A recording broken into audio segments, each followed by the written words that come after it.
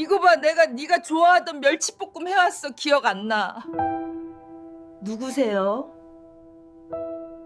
68세의 한 엄마가 손에 반찬통을 들고 서 있었지만 딸은 냉정하게 문을 닫았습니다. 그녀가 키운 아이에게조차 존재가 부정된 순간이었죠. 혼자서 울며 모든 것을 증명하려 했던 그녀. 하지만 그 선택이 불러온 결과는 생각보다 충격적이었습니다.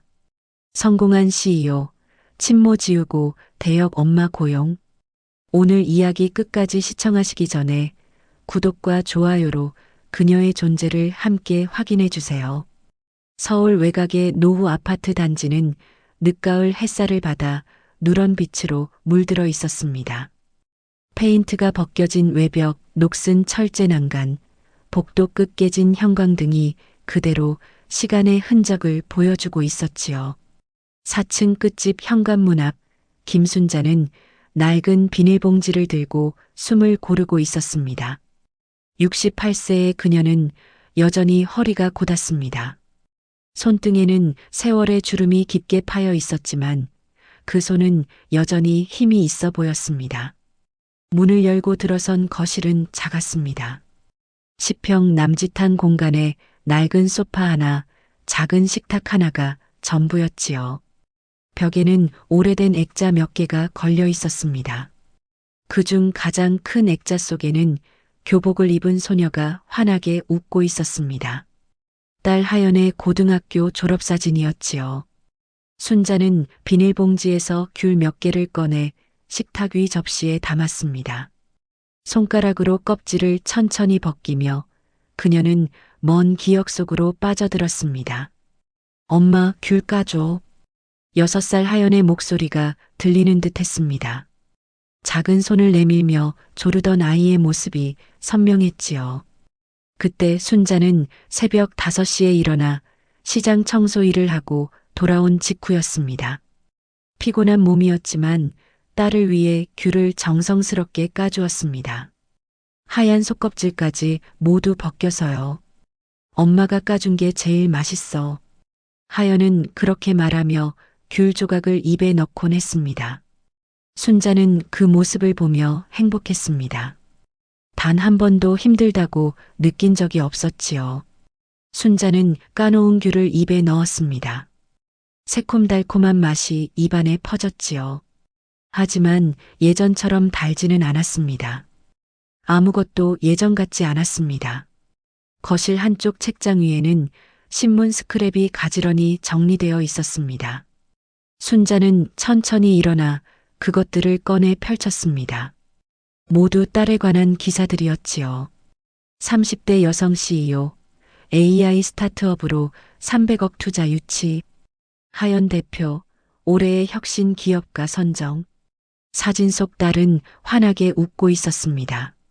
세련된 정장을 입고 자신감 넘치는 표정으로 카메라를 응시하고 있었지요. 순자는 그 얼굴을 한참 들여다보았습니다. 어딘가 낯설었습니다. 자신이 키운 아이가 맞는지 의문이 들 정도였지요. 마지막으로 딸과 통화한 게 언제였는지 기억이 가물가물했습니다. 2달 전쯤이었을까요? 순자가 먼저 전화를 걸었고 하연은 바쁘다는 말만 반복했습니다. 엄마, 미안해요. 지금 회의 중이에요. 응, 나중에 다시 연락할게요. 그 나중은 오지 않았습니다. 순자도 더 이상 전화를 걸지 않았지요. 창밖으로 저녁 노을이 지고 있었습니다. 아파트 단지 놀이터에서는 아이들의 웃음소리가 들려왔습니다. 순자는 그 소리를 들으며 소파에 앉았습니다. 무릎 위에 놓인 손이 떨리고 있었지요. 내가 뭘 잘못한 걸까? 작은 목소리로 중얼거렸습니다. 대답은 없었습니다. 텅 빈 거실에는 오래된 벽시계 소리만 똑딱거리고 있었지요. 순자는 다시 액자를 바라보았습니다. 교복 입은 하연은 여전히 환하게 웃고 있었습니다. 그때는 순자를 엄마라고 불렀습니다. 학교에서 돌아오면 제일 먼저 엄마 나왔어라고 외쳤지요. 이제는 그 목소리를 들을 수 없었습니다. 딸은 멀리 있었습니다. 물리적 거리보다 더 먼 마음의 거리였지요. 순자는 껍질 벗긴 귤을 한 조각 더 입에 넣었습니다. 여전히 달지 않았지만 먹어야 했습니다. 혼자라도 살아가야 했으니까요. 창밖으로 어둠이 내려앉았습니다. 아파트 단지에 하나둘 불이 켜지기 시작했습니다. 순자의 집도 작은 형광등 하나가 거실을 밝히고 있었지요. 그 빛은 희미했습니다. 마치 그녀의 존재처럼요. 순자는 휴대폰을 꺼내 들었습니다. 통화 목록에는 딸의 이름이 맨 위에 있었습니다. 손가락이 화면 위를 맴돌았지요. 하지만 결국 전화를 걸지 않았습니다. 무슨 말을 해야 할지 몰랐습니다. 그날 밤 순자는 오래된 앨범을 꺼냈습니다. 먼지가 수북이 쌓인 표지를 닦아내고 천천히 페이지를 넘겼지요. 백일 사진, 돌잔치, 첫 유치원 입학식, 초등학교 운동회. 모든 사진 속에 순자가 있었습니다. 딸의 손을 잡고 딸을 안고 딸을 바라보며 웃고 있었지요. 마지막 페이지를 덮으며 순자는 깨달았습니다. 자신이 사라진 것은 사진 속에서만이 아니라는 것을요. 딸의 인생에서, 딸의 기억에서, 딸의 세계에서 완전히 지워져 버렸다는 사실을 말입니다. 하지만 순자는 아직 여기 있었습니다. 숨쉬고 생각하고 느끼고 있었지요. 그녀는 잊혀진 존재였지만 사라진 존재는 아니었습니다. 창밖으로 가을바람이 불어왔습니다. 차갑고 날카로웠습니다. 순자는 창문을 닫았습니다. 그리고 조용히 불을 껐지요. 어둠 속에서 그녀는 다짐했습니다. 이대로 끝나지 않을 거라고요. 토요일 오후 순자는 강남행 지하철에 몸을 실었습니다. 손에는 작은 보자기에 싼 반찬통이 들려 있었지요. 된장찌개, 김치, 그리고 딸이 어렸을 때 좋아하던 멸치볶음이었습니다. 지하철은 붐볐습니다. 순자는 구석자리에 서서 창밖을 바라보았습니다. 강을 건너자 풍경이 달라졌습니다. 높은 빌딩들, 깨끗한 거리, 명품 매장들이 줄지어 서 있었지요. 순자가 사는 세계와는 완전히 다른 곳이었습니다. 하연의 아파트는 신축 고층 건물이었습니다. 유리와 대리석으로 이루어진 로비는 마치 호텔 같았지요. 경비원이 순자를 위아래로 훑어보았습니다. 낡은 점퍼와 운동화 차림의 그녀는 이곳에서 어울리지 않아 보였습니다. 어디 찾으세요? 경비원의 목소리는 냉랭했습니다. 2304호요. 제 딸이 사는데. 순자는 조심스럽게 말했습니다. 방문 예약하셨나요? 아니요. 그냥 잠깐 들를 생각이었어요. 경비원은 전화를 들었습니다. 한참을 기다린 후 그는 고개를 저었습니다. 부재 중이시래요. 그럼 제가 좀 기다려도 될까요? 로비에서는 안 됩니다. 밖에서 기다리세요. 순자는 건물 밖으로 나왔습니다. 11월의 바람은 차가웠습니다. 그녀는 벤치에 앉아 반찬통을 무릎에 올려놓았지요. 2시간을 기다렸습니다. 발끝이 시려왔습니다. 오후 5시쯤 검은색 외제차 한 대가 지하 주차장으로 들어가는 것이 보였습니다. 순자는 자리에서 일어났습니다. 심장이 빠르게 뛰었지요. 엘리베이터 앞에서 순자는 다시 경비원과 마주쳤습니다. 이번에는 다른 사람이었습니다. 딸한테 전화 왔어요. 올라가도 된대요. 거짓말이었습니다. 하지만 순자는 더 이상 기다릴 수 없었습니다. 23층 복도는 조용했습니다. 고급 카펫이 깔려 있어 발소리가 나지 않았지요. 2304호 앞에 서자 순자는 온매를 만지작거렸습니다. 초인종을 누르기 전 그녀는 깊게 숨을 들이마셨습니다. 벨이 울렸습니다. 한참 후 문이 열렸습니다. 네, 하연이었습니다. 흰색 셔츠에 검은색 슬랙스를 입은 모습이었지요. 화장기 없는 얼굴은 피곤해 보였습니다. 하지만 여전히 세련되어 보였습니다. 하연아, 나야. 순자가 웃으며 말했습니다. 하연의 표정이 굳었습니다. 눈빛이 차갑게 변했지요. 누구세요? 그 말에 순자는 얼어붙었습니다. 손에 든 보자기가 흔들렸습니다. 뭐라고? 누구냐고요? 어떻게 여기까지 올라오셨어요? 하연의 목소리는 냉정했습니다. 마치 모르는 사람에게 말하는 것처럼요. 하연아, 엄마야. 엄마. 순자의 목소리가 떨렸습니다. 엄마, 무슨 말씀이세요? 하연은 미간을 찌푸렸습니다. 제 어머니는 지금 해외여행 중이신데요. 누가 그런 장난을 치라고 시켰어요? 순자는 한 발짝 뒤로 물러섰습니다. 가슴이 터질 것 같았습니다. 하연아, 정신 차려. 나야, 너를 키운 엄마라고. 경비실에 신고하기 전에 가세요. 하연은 차갑게 말하고는 문을 닫으려 했습니다. 순자가 재빨리 문틈에 손을 넣었습니다. 잠깐만, 이거 봐. 내가 좋아하던 멸치볶음 해왔어. 기억 안 나? 보자기를 풀어 반찬통을 보여주었습니다. 하연은 그것을 힐끗 보더니 코웃음을 쳤습니다. 저는 멸치 알레르기가 있어요. 엄마면 그것도 모르세요? 알레르기? 내가? 아니야, 넌 매일 먹었잖아. 제발 가세요.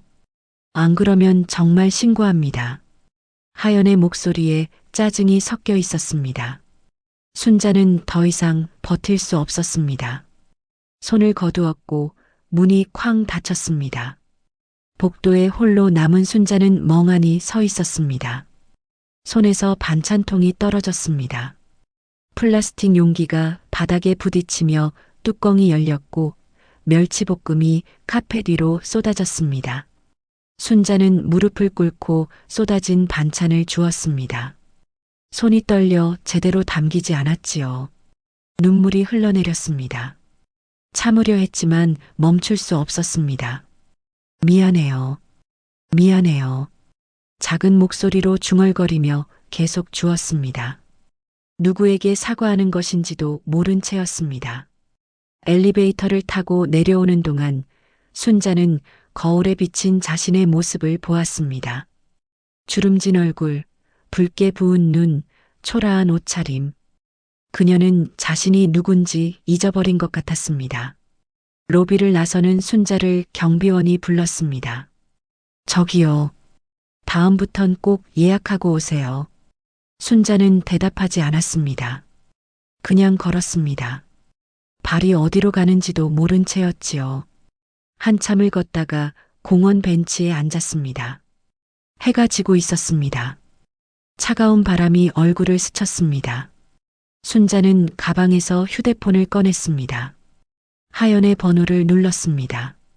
신호음이 울렸습니다. 한 번, 두 번, 세 번. 받지 않았습니다. 다시 걸었지만 이번에도 받지 않았지요. 다섯 번째 전화를 걸었을 때 연결음이 바뀌었습니다. 고객님의 전화를 받을 수 없습니다. 차단당한 것이었습니다. 순자는 휴대폰을 내려다보았습니다. 화면 속 하연의 이름이 흐릿하게 보였습니다. 눈물 때문이었지요. 그때였습니다. SNS 알림이 떴습니다. 하연의 계정이었습니다. 순자는 떨리는 손으로 알림을 눌렀습니다. 사진이 올라와 있었습니다. 하연이 한 중년 여성과 함께 찍은 셀카였습니다. 그 여성은 우아한 옷을 입고 세련되게 화장을 했습니다. 하연의 손은 그 여성의 어깨를 감싸고 있었지요. 캡션에는 이렇게 적혀 있었습니다. 사랑하는 엄마와 함께 항상 나를 믿어주고 응원해 주셔서 감사합니다. 샵 엄마 샵 사랑 샵 감사. 댓글이 수백 개 달려 있었습니다. 어머님 너무 우아하세요. 모녀가 정말 닮으셨어요. 부럽습니다. 이런 엄마를 두셔서. 순자는 사진을 확대했습니다. 그 여성의 얼굴을 자세히 보았습니다. 모르는 사람이었습니다. 완전히 모르는 사람이었지요. 손에서 휴대폰이 떨어졌습니다. 순자는 두 손으로 얼굴을 감쌌습니다. 소리 없이 울었습니다. 가슴 깊은 곳에서 무언가가 부서지는 소리가 들렸습니다. 오래 앉아 있었습니다. 사람들이 지나갔지만 아무도 그녀를 돌아보지 않았습니다. 순자는 투명 인간이 된 것 같았습니다. 존재하지만 존재하지 않는 사람이었지요. 밤이 깊어갔습니다. 순자는 천천히 일어났습니다. 그리고 걷기 시작했습니다. 지하철역으로 가는 길, 순자는 멈춰 섰습니다. 유리창에 비친 자신의 모습을 보았습니다. 초라하고 늙고 지친 여자였습니다. 하지만 그 눈빛은 달랐습니다. 무언가가 바뀌어 있었습니다. 슬픔 뒤에 숨겨진 다른 감정이었지요. 분노였습니다. 순자는 유리창에서 시선을 거두고 다시 걸었습니다. 순자는 지하철 계단을 내려갔습니다. 어둠 속으로요. 하지만 그 어둠은 더 이상 두렵지 않았습니다. 순자는 집에 돌아와 불을 켜지 않았습니다. 어둠 속에서 소파에 앉아 있었지요. 창밖으로 아파트 단지의 불빛들이 하나둘 꺼져갔습니다. 자정이 넘은 시각이었습니다. 머릿속이 복잡했습니다. 딸의 차가운 눈빛, SNS 속 모르는 여자, 그리고 자신을 향한 누구세요? 라는 말이 계속 맴돌았습니다. 새벽 3시 순자는 일어나 작은 서재로 갔습니다. 서재라고 하기엔 초라했습니다. 낡은 책장 하나와 오래된 책상이 전부였지요. 하지만 그곳에는 순자의 인생이 담겨 있었습니다. 책장 아래 서랍을 열었습니다. 먼지가 날렸습니다. 순자는 오래된 상자를 꺼냈습니다. 신발 상자만 한 크기였지요. 뚜껑을 여는 순간 과거가 쏟아져 나왔습니다. 편지들이 가장 먼저 눈에 들어왔습니다. 하연이 중학교 때 쓴 편지였습니다. 엄마 사랑해요. 엄마는 세상에서 제일 좋은 엄마예요. 순자는 편지를 펼쳤습니다. 삐뚤빼뚤한 글씨였습니다. 종이는 누렇게 바랬지만 글자는 선명했지요. 오늘 엄마가 도시락 싸주셨어요. 친구들이 부러워했어요. 엄마 계란말이가 제일 맛있대요. 엄마 항상 고마워요.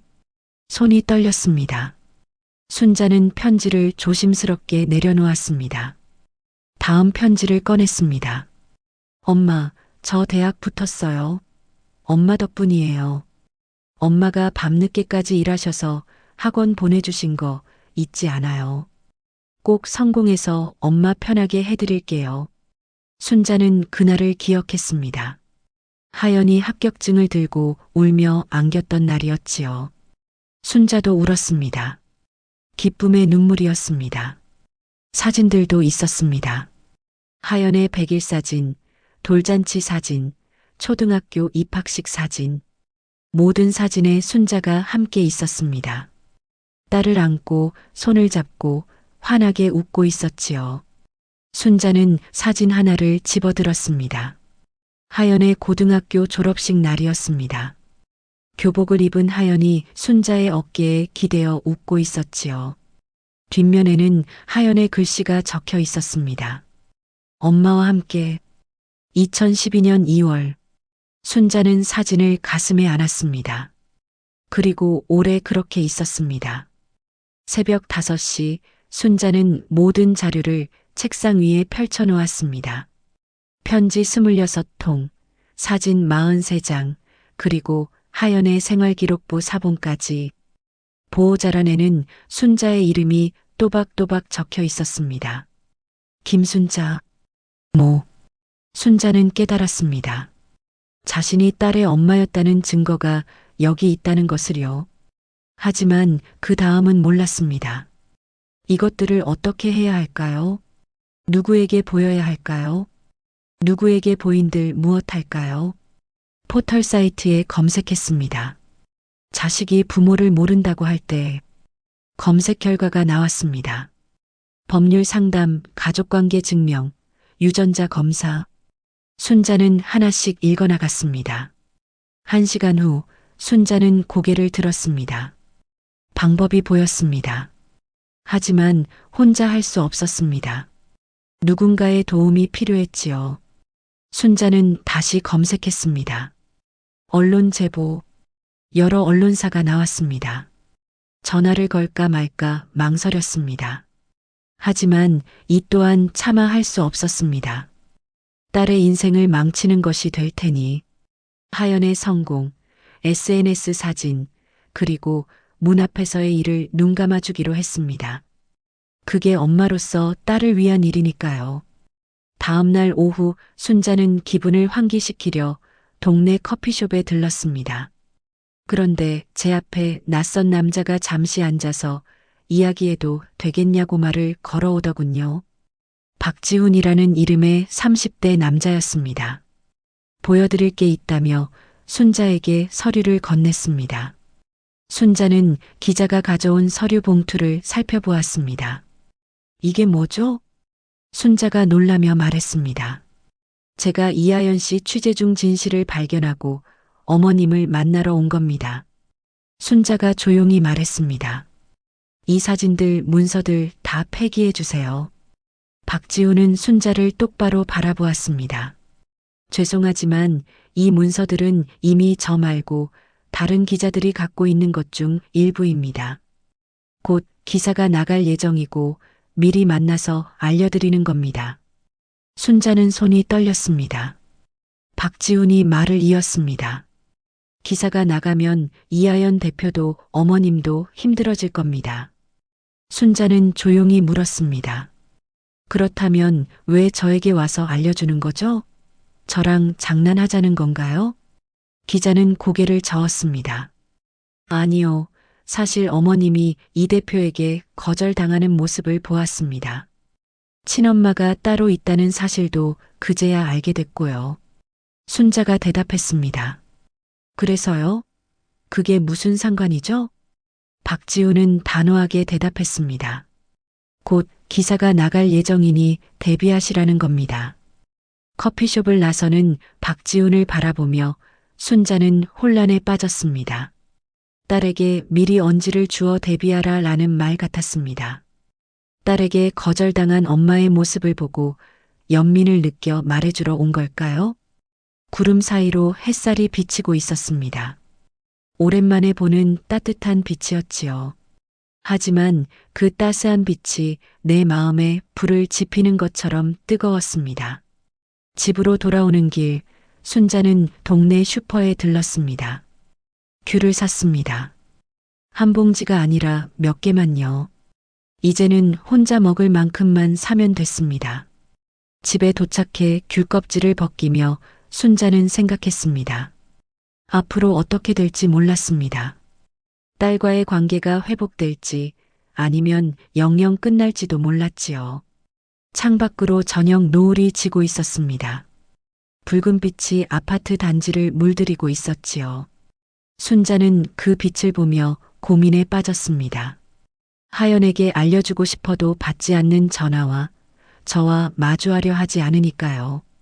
그래서 자료로 정리하면 하연이 볼 거라 생각했습니다. 순자는 자료들을 정리하며 중얼거렸습니다. 조금만 기다려 하연아. 누구에게 하는 말인지는 몰랐습니다. 딸에게인지 자기 자신에게인지요. 하지만 그 말에는 힘이 있었습니다. 포기하지 않겠다는 힘이요. 밤이 깊어갔습니다. 순자는 서재에 불을 껐습니다. 하지만 어둠은 더 이상 무섭지 않았습니다. 2주가 지났습니다. 그 사이에 하연의 사무실로 자료를 보냈습니다. 자료를 받는지는 모른 채 시간이 흘렀습니다. 순자는 매일 아침 신문을 확인했습니다. 하지만 기사는 나오지 않았지요. 사흘 후 박지훈에게서 연락이 왔습니다. 내일 기사 나갑니다. 일면이에요. 순자는 숨이 멎는 것 같았습니다. 그리고 어머님, TV 인터뷰 요청이 들어왔어요. 하실 수 있으세요? TV요? 네. 저녁 뉴스 메인입니다. 순자는 잠시 망설였습니다. 그리고 답했습니다. 하겠어요. 다음 날 아침 기사가 떴습니다. 성공한 CEO, 친모 지우고 대역 엄마 고용, 포털 사이트 실시간 검색어 1위였습니다. 댓글이 폭발적으로 달렸습니다. 이게 사람이 할 짓인가? 친엄마를 버리다니 충격. 성공이 뭔데 엄마까지 버리나? 하연의 회사 주가가 급락했습니다. 투자자들이 철회 의사를 밝혔지요. SNS는 난리였습니다.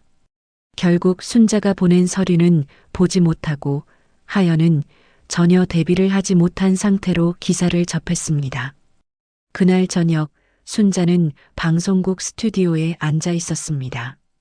조명이 눈부셨습니다. 앵커가 부드럽게 물었습니다. 어떤 마음으로 인터뷰에 응하게 되셨나요? 순자는 천천히 대답했습니다. 제 딸을 보호하고 싶어서요. 앵커가 눈을 깜빡였습니다. 예상치 못한 대답이었던 모양입니다. 보호하시려고요? 네. 요즘 기사들 보니까 제 딸이 너무 나쁜 사람처럼 나와서요. 순자의 목소리는 차분했습니다. 하연이는 나쁜 애가 아니에요. 그냥 너무 열심히 살았어요. 성공하려고, 인정받으려고요. 하지만 친어머니를, 제 탓도 있어요. 순자가 말을 끊었습니다. 제가 딸한테 부담이 됐을 거예요. 촌스럽고 배우지 못하고 딸이 부끄러워할 만했죠. 그래도 친어머니를 부정하는 건 젊은 사람들은 그럴 수 있어요. 순자가 조용히 말했습니다. 앞만 보고 달리다 보면 뒤를 돌아볼 여유가 없잖아요. 하연이도 그랬을 거예요. 앵커는 잠시 침묵했습니다. 딸에게 하고 싶은 말씀이 있으신가요? 순자는 카메라를 바라보았습니다. 어딘가에서 하연이 보고 있을지도 몰랐습니다. 하연아. 목소리가 떨렸습니다. 엄마는 괜찮아. 네가 행복하면 그걸로 충분해. 너무 자책하지 마. 순자는 잠시 말을 멈췄습니다. 그리고 엄마는 아직도 널 자랑스럽게 생각해. 내가 이룬 것들, 내가 노력한 것들 다 알아. 엄마가 널 사랑한다는 것도 잊지 마. 방송이 끝난 후 순자는 택시를 타고 집으로 돌아왔습니다. 휴대폰이 쉴 새 없이 울렸습니다. 모르는 번호들이었지요. 받지 않았습니다. 집에 도착하자 현관문 앞에 누군가 서 있었습니다. 어둠 속이라 얼굴이 잘 보이지 않았습니다. 가까이 가자 그 사람이 고개를 들었습니다. 하연이었습니다. 순자는 멈춰 섰습니다. 심장이 요동쳤습니다. 하연의 얼굴은 일그러져 있었습니다.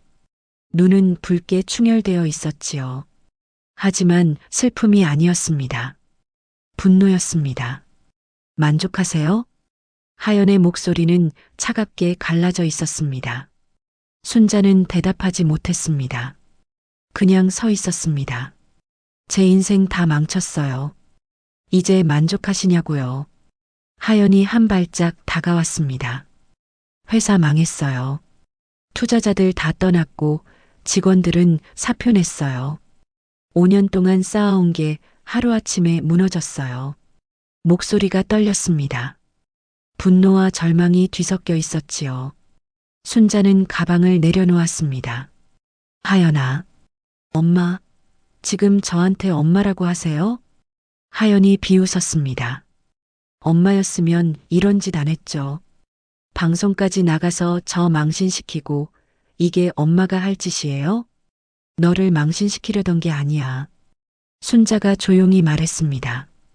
그럼 뭐예요? 저를 위한 거라고요? 하연이 목소리를 높였습니다. 그게 아니라, 아니면 뭐예요? 하연이 소리쳤습니다. 목소리는 메아리 쳤습니다. 전 평생 엄마 때문에 부끄러웠어요.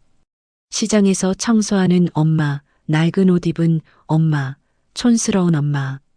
친구들한테 말도 못했어요. 순자의 얼굴이 굳었습니다. 대학 갈 때도, 회사 차릴 때도, 성공할 때도 엄마는 걸림돌이었어요. 그래서 지운 거예요. 제 인생에서요. 하연아, 그만해. 순자의 목소리가 떨렸습니다. 왜요? 진실이잖아요. 엄마도 알잖아요. 제가 엄마를 사랑한 적 없다는 거. 침묵이 흘렀습니다. 순자는 딸을 바라보았습니다. 낯선 사람 같았습니다. 자신이 키운 아이가 맞는지 의심스러웠지요. 그래. 순자가 조용히 말했습니다. 내가 그렇게 생각한다면 할 수 없지. 하연은 순자를 똑바로 쳐다보았습니다. 다시는 제 앞에 나타나지 마세요. 법적으로도 조치 취할 거예요. 법적으로? 명예훼손이에요. 순자는 고개를 저었습니다. 하연이 냉소했습니다. 어차피 아무도 엄마 편은 안 들 거예요. 불쌍한 노인네가 돈 뜯으려고 한다고 생각하겠죠. 하연은 돌아섰습니다. 엘리베이터 쪽으로 걸어갔습니다. 하연아. 순자가 불렀습니다. 하연은 멈추지 않았습니다. 다시는 연락하지 마세요. 엘리베이터 문이 닫혔습니다. 순자는 홀로 남았습니다. 복도는 조용했습니다. 순자는 천천히 집으로 돌아왔습니다. 문을 열고 들어가 불을 켰습니다. 거실은 텅 비어 있었습니다. 예전과 똑같았지만 더 공허했습니다. 소파에 앉았습니다. 가슴이 먹먹했습니다. 휴대폰이 울렸습니다. 박지훈이었습니다. 할머니, 괜찮으세요? 반응이 너무 격렬해서. 괜찮아요. 순자가 대답했습니다. 목소리는 평온했습니다. 근데 기자님, 네, 제가 인터뷰에 나간 게 잘못한 걸까요? 침묵이 흘렀습니다. 박지훈이 조심스럽게 말했습니다. 잘못은 아니에요. 따님을 위한 거였으니까요. 그런데 왜 이렇게 아플까요? 순자의 목소리가 작아졌습니다. 시간이 필요할 거예요. 어머님도, 이 대표도. 전화를 끊었습니다. 순자는 휴대폰을 내려놓았습니다. 창밖을 보았습니다. 밤하늘에는 별이 없었습니다. 구름이 가득했지요. 순자는 부엌으로 갔습니다. 찬장을 열어보니 귤이 한 봉지 있었습니다. 하나를 집어 껍질을 벗겼습니다. 입에 넣었습니다. 쓴맛이 났습니다. 순자는 귤을 뱉어 쓰레기통에 버렸습니다. 식탁에 앉아 생각했습니다. 인터뷰에 나간 제 행동은 마음속 깊숙이 무엇을 원했던 걸까요? 딸의 인정? 사과? 아니면 그냥 존재의 확인이었을까요?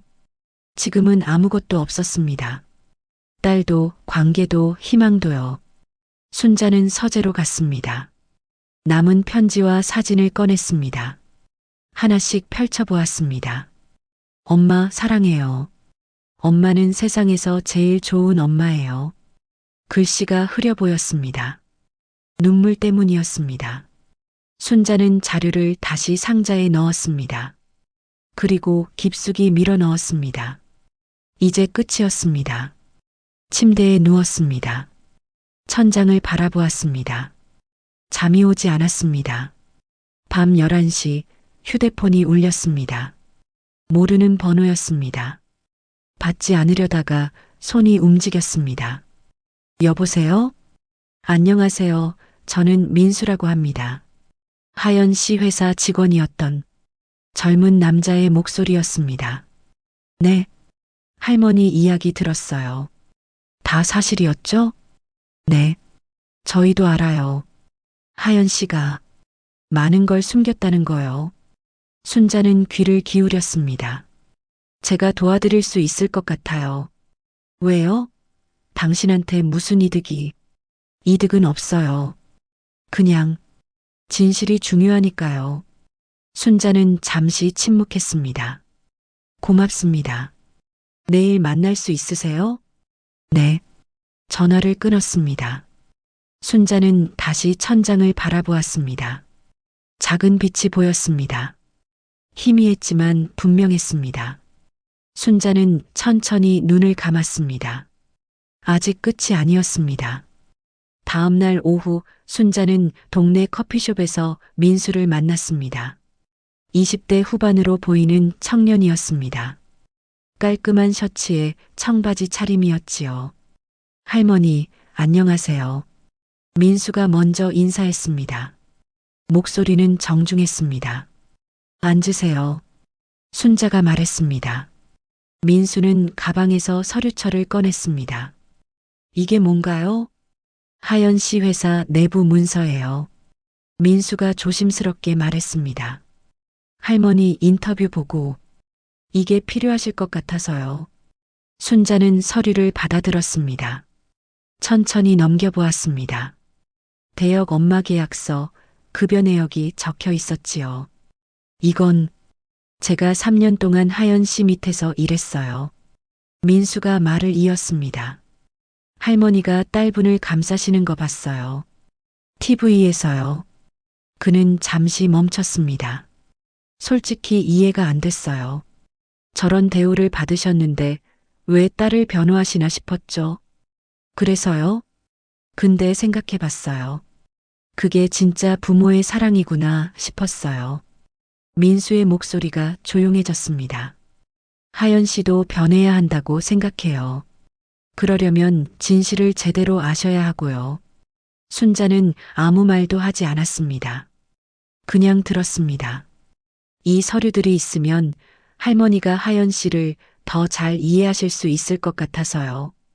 딸분이 왜 그런 선택을 했는지요. 고맙습니다. 순자가 조용히 말했습니다. 이거 어떻게 쓰실 거예요? 민수가 물었습니다. 순자는 서류를 내려다보았습니다. 여기 하연의 고민과 선택이 적혀 있었습니다. 모르겠어요. 솔직하게 대답했습니다. 다만 하연이를 이해하는데 도움이 될 것 같아요. 맞아요. 하연 씨도 나름의 이유가 있었을 거예요. 민수가 말했습니다. 회사 키우는 게 얼마나 힘든지, 이미지가 얼마나 중요한지. 저도 봤거든요.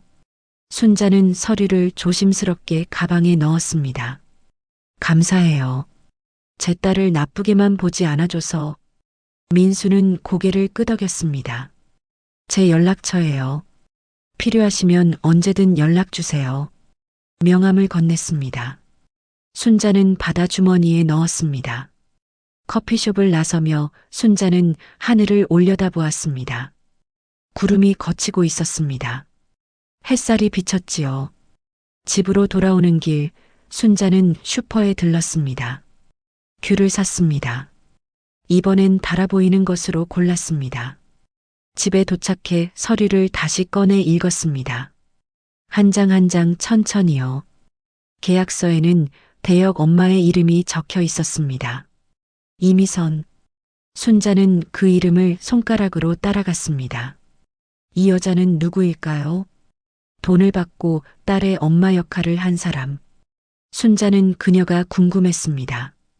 휴대폰을 들었습니다. 박지훈에게 전화를 걸었습니다. 안녕하세요. 무슨 일이세요? 기자님, 한 가지 부탁이 있어요. 말씀하세요. 이미선이라는 사람 연락처를 알 수 있을까요? 순자가 물었습니다. 박지훈은 잠시 침묵했습니다.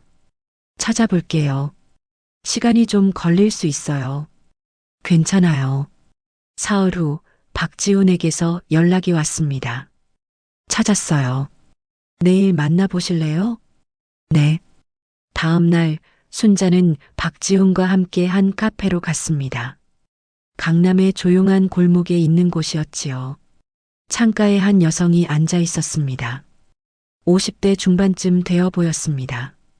우아한 옷차림이었습니다. SNS 사진 속 그 여자였지요. 순자는 천천히 다가갔습니다. 이미선이 고개를 들었습니다. 안녕하세요.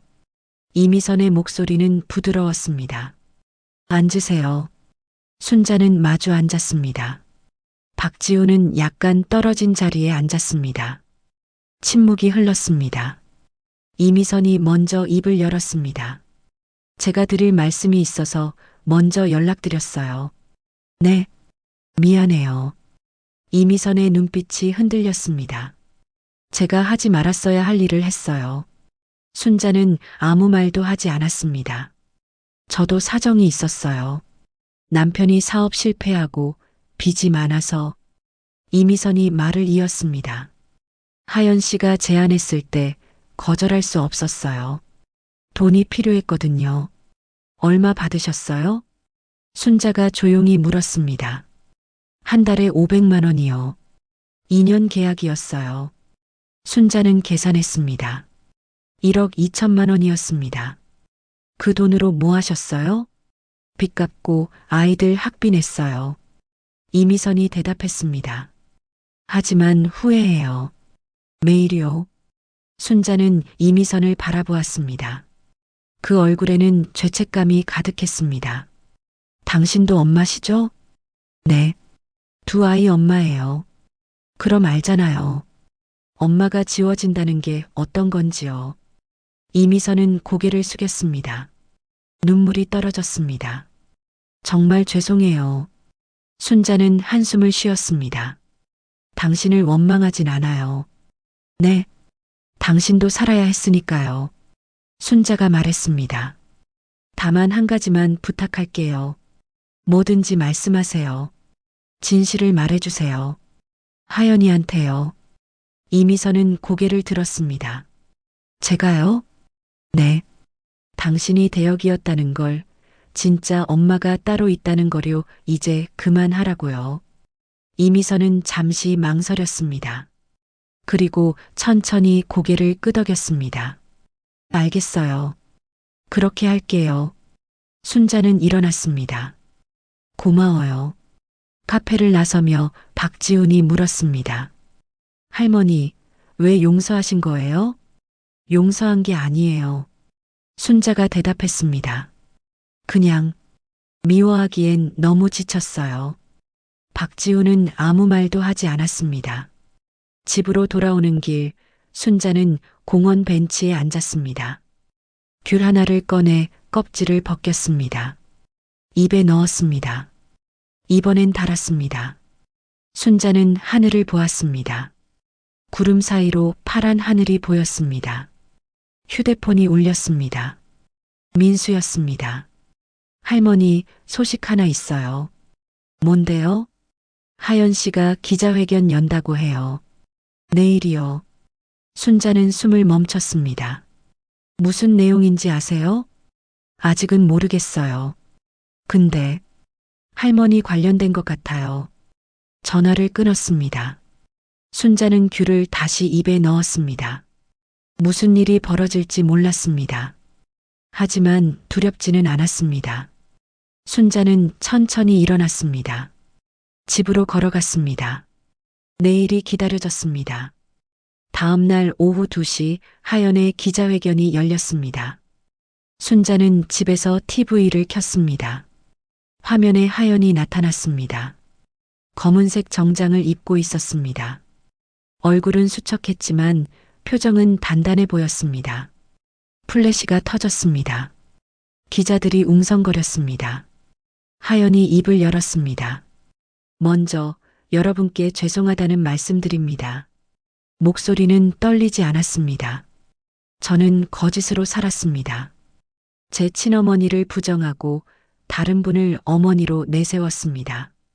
카메라 플래시가 더 빠르게 터졌습니다. 변명할 생각은 없습니다. 제가 잘못했습니다.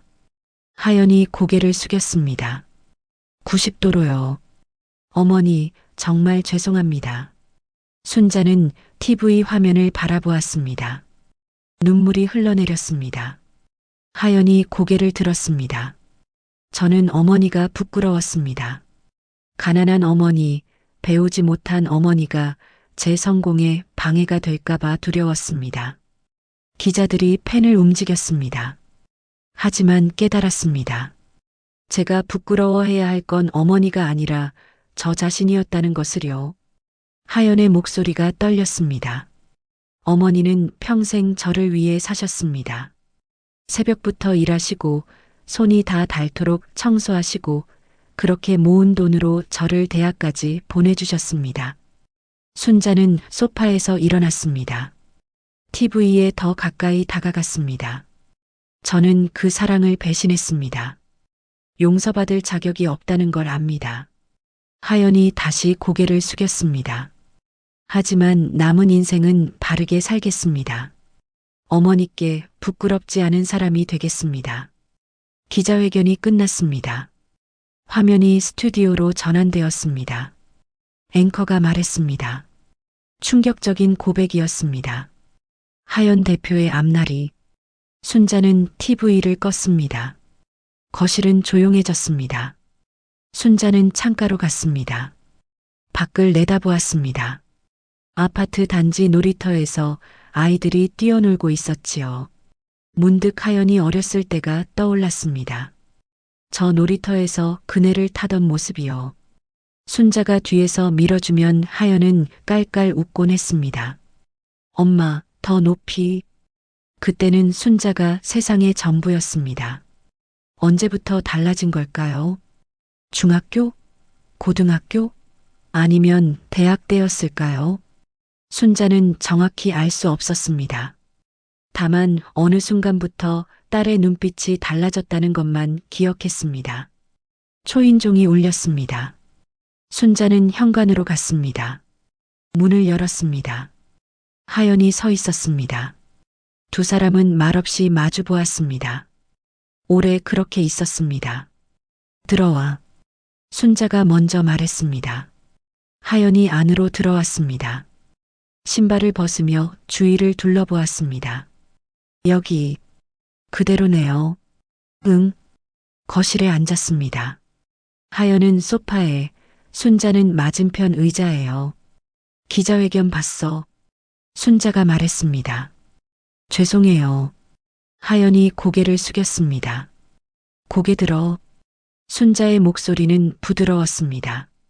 하연이 천천히 고개를 들었습니다. 눈가가 붉었습니다. 엄마가 물어볼게. 네. 진심이니? 순자가 물었습니다. 네. 진심이에요. 하연이 또렷하게 대답했습니다. 정말 반성하는 거니 아니면 이미지 회복하려는 거니? 반성해요. 정말로요. 순자는 딸을 바라보았습니다. 그 눈을 똑바로 보았습니다. 진심이었습니다. 순자는 알 수 있었습니다. 알았어. 엄마. 하지만 순자가 말을 이었습니다. 시간이 필요해. 나한테도 너한테도. 하연은 고개를 끄덕였습니다. 네. 알아요. 천천히 하자. 조급해하지 말고. 네, 엄마. 순자는 부엌으로 갔습니다. 귤 몇 개를 접시에 담아왔습니다. 먹어. 하연은 귤을 받아들었습니다. 껍질을 벗기며 말했습니다. 엄마가 까준 귤이 제일 맛있었는데 이제 내가 까먹을 나이잖아. 순자가 담담하게 말했습니다. 하연은 귤 한 조각을 입에 넣었습니다. 씹으며 눈을 감았습니다. 달아요. 그래. 두 사람은 말없이 귤을 먹었습니다. 침묵이었지만 불편하지 않았습니다. 엄마. 하연이 조심스럽게 불렀습니다. 응. 다시 시작할 수 있을까요? 우리. 순자는 잠시 생각했습니다. 모르겠다.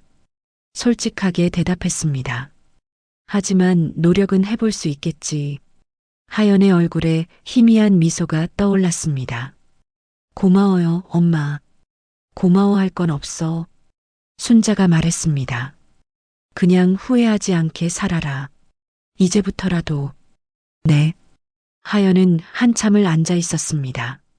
그리고 일어났습니다. 가봐야 할 것 같아요. 처리할 일이 많아서. 그래.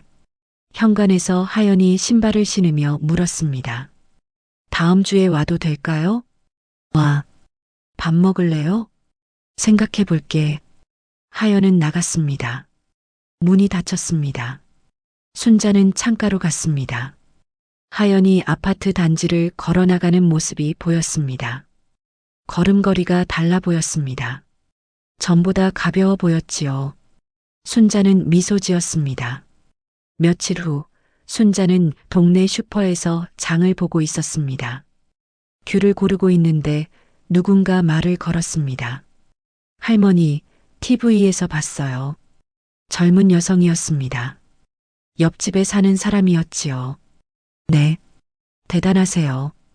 용기 내시기 쉽지 않으셨을 텐데. 아니에요. 순자가 고개를 저었습니다. 그냥 필요한 일이었어요. 계산을 마치고 나오는데 한 아주머니가 다가왔습니다. 순자 씨, 딸하고 잘 됐다면서요? 아직 잘 됐다고 하긴. 천천히 하면 되죠, 뭐. 다행이에요. 순자는 고개를 끄덕였습니다. 집으로 돌아오는 길, 순자는 작은 공원을 지나갔습니다. 벤치에 앉아 쉬었습니다. 가을 햇살이 따뜻했습니다. 바람이 나뭇잎을 흔들었지요. 순자는 생각했습니다. 모든 게 완벽해진 건 아니었습니다. 딸과의 관계도 여전히 조심스러웠습니다. 하지만 괜찮았습니다. 완벽하지 않아도 괜찮았습니다. 중요한 건 시도하는 것이었습니다. 포기하지 않는 것이었지요. 순자는 가방에서 귤 하나를 꺼냈습니다. 껍질을 벗겨 한 조각 입에 넣었습니다. 달았습니다. 순자는 하늘을 올려다보았습니다. 구름 한 점 없이 맑았습니다. 그녀는 천천히 일어났습니다. 집으로 걸어갔습니다. 내일은 하연이 오기로 한 날이었습니다. 무엇을 해줄까 생각하며 걸었습니다. 된장찌개도 좋고 김치찌개도 좋겠다 싶었습니다. 순자의 입가에 미소가 머물렀습니다. 작은 미소였지만 진심이었습니다. 삶은 계속되었습니다. 완벽하지 않지만 따뜻하게요.